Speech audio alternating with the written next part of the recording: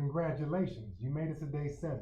Now, we're right about to cross the finish line, for this challenge anyway, but I really hope that you are inspired to go further with the Yoga Sutras of Patañjali, all right? That was my hope and desire from the very beginning, really to draw your interest into the Yoga Sutras, because this stuff is so practical and so applicable today more than ever. But this is thousands of years old, so we know this has to do with the rich human experience, right? The ancients, our greatest grandparents, were figuring this out millennia ago, and here we are. This stuff is still valuable because it's timeless. How have you enjoyed the previous 2, I think has been 2 days, where we've chanted together, right, as a part of a review? Okay, let's try that again, if you don't mind. So if you need to pause the recording to go grab your notes so that you can chant along with me, go ahead and do that. Otherwise, I'm ready right now. Let's do it. Tapaha swadhyaya ishvara pranidhanani kriya yogaha samadhi bhavanataha klesha tanukaranathascha avidya asmita raga dvesha abhiniveshaha kleshaha avidya kshetram uttaresham prasupta thanu vichinna udaranam anitya ashuchi dukkha anatmasu nitya shuchi sukha atmakhyatihi avidya drigdarshana shaktyoho ekatmata iva asmita. All right, how'd you do? All right, see, with practice it gets a little easier, a little better, a little more fluid, and you can feel it, man, when you really get into it. And the better you get, the more confident you get, and the more confident you get, the more sure you are. So you say it with confidence, and the stronger you say it, the more you feel it. So we have this positive feedback mechanism here, right? But it only comes from practice. It only comes from the practice.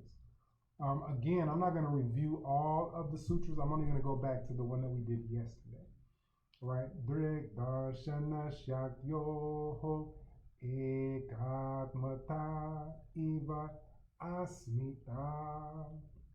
And what does that mean? What does that mean? Drik darshana shaktyoho. I mean, you've already seen what it means, so let's just review. Drik darshana shaktyoho. Drik means the seer, right? Drik darshana. Darshana is like the, let's say, perspective, perception, the seeing itself, right? And then shaktyoho means power, capacity. So we're talking about Drik darshana shaktyoho. Drik darshana shaktyoho. We're talking about the seer and the capacity of seeing, the power to see, right? Ekatmata. Now, atmata. Ekatmata.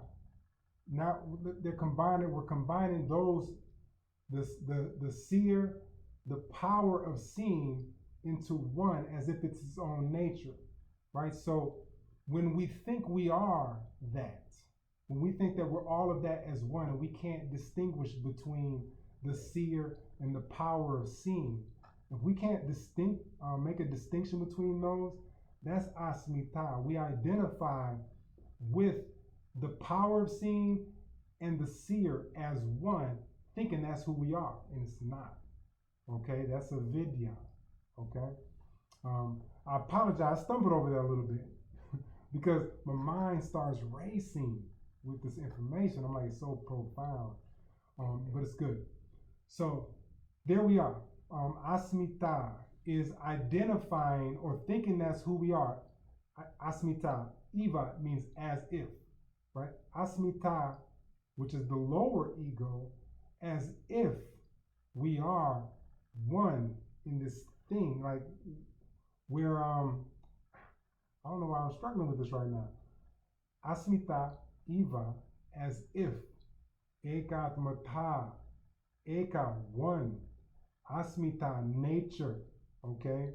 As if this is one nature. And what we're talking about is one nature. Drig Darshana Shaktyoho. It's not one nature, but we think it is, and that's what we identify with, or what we identify with. Whew, that was a mouthful. Okay, anyway, that's a brief review for a clearer understanding of that, because clearly I'm stumbling over stuff today. I don't know what's going on. I think I'm being distracted. Or maybe I ate too much sweet stuff. Who knows? But anyway, go back to the tape where I broke down the word for word meanings of those, and you'll be good. You'll be good. All right. So today we're going to introduce Yoga Sutra number 7 and 8. I was going to do just 7, but I thought, okay, let's go ahead and introduce 8 also, because they're almost like, when you think about the kleshas, so we got avidya, asmita, then we have raga, dvesha. Those are the 2 that are next, and that's what these next 2 sutras cover. Raga and dvesha. Raga is uncontrolled desires, right? The things that we're attracted to, that we go toward. Dvesha means aversion, the things that we avoid. Right? We're not trying to go there. So it's almost like opposite sides of the same coin. So I'm going to do those together instead of doing one like raga and then leaving you hanging on dvesha. Right? Now, abhinivesha, we said before, is like the ultimate fear. Right? People cling to life. I'm not going to cover that in this challenge, but we'll cover it again if you stick with me. But for now, we're just going to cover Sutras 2.7 and 2.8. All right? So I'm going to go ahead and chant those, and then we'll meet over on the other side, on the other recording where I go through the word for word breakdown. And I'm going to cover both of these sutras there. Okay? But listen, and I will introduce those, but I'll chant them again on the other recording.